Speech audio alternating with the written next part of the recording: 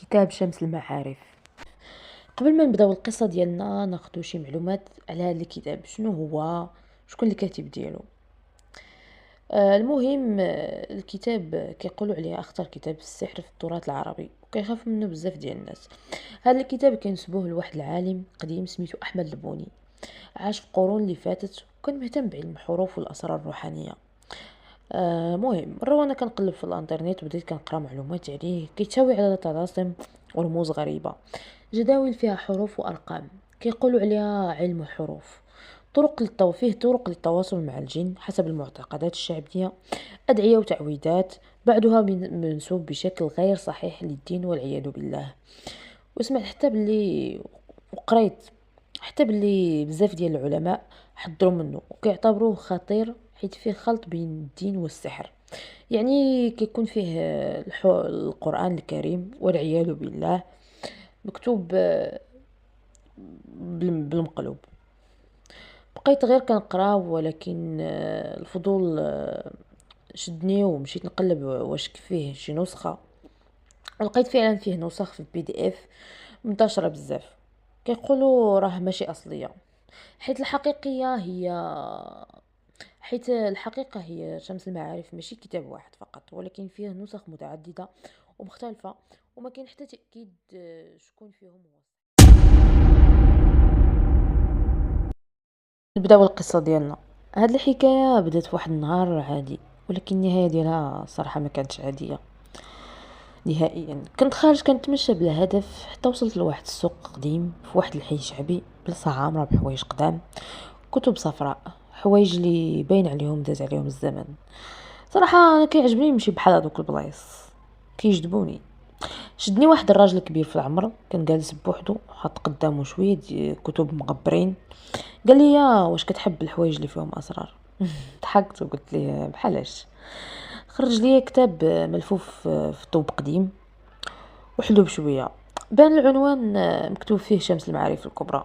بقيت كنشوف فيه، كان باين قديم بزاف، الاوراق كانوا مصفرين والخط غريب. قلت ليه واش بصح هذا هو؟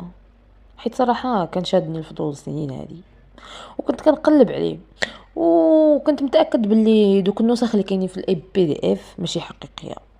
شاف فيا واحد الشوفه غريبه وقال ماشي واحد خاصو ياخدو، ولكن باين فيك الفضول. طلبت منه باش ناخدو، وصراحه تفاجأت باللي وافق بثمن وصدمني. شريته بثمن رخيص، وحتى انا ما فهمتش علاش عطاه ليا بهذا الثمن بالسهوله وبهذه السهوله هذه. ولكن الغريب ملي مشيت شويه وبغيت نرجع نسولو على شي حاجه، ما لقيتوش بحال تشقات الارض وبلعاتو. رجعت للدار وحطيت الكتاب قدامي، بقيت غير كنشوف فيه متردد، حيت راكم عارفين داكشي اللي كيتقال عليه وبلي خطير، والا حليتي عليه حي كتحل عليك باب ديال من ابواب جهنم. في الاخير الفضول غلبني، حليت الصفحه الاولى، ما فهمت والو، رموز جداويل حروف متقطعه، ولكن كان فيهم شي حاجه كتشدك تكمل. بديت كنقرا بشويه غير باش نفهم ماشي باش نطبق. ولكن من داك الليله بدا التغيير. النعاس ديالي تبدل، وليت كنفيق في 3 الصباح تقريبا كل نهار، كنحس بقلق بلا سبب. مره فقت وسمعت صوت بحال تقليب ديال الاوراق، يعني كنسمع بشال شي واحد كيحرك شي ورق في البيت. مشيت نشوف، لقيت الكتاب محلول، وانا متاكد باللي خليته مسدود. قلت يمكن غير توهم، ولا كنت كنحلم، ولا كنت كنهدرس ونسيت الكتاب وما عقلتش. ولكن نهار من النهارات كنت كتب كنت كنكتب واحد الشكل من الجدول في الدفتر، غير بدا فيها الفضول فقط. من بعد داك النهار الاحلام ديالي ولات مزعجه بزاف.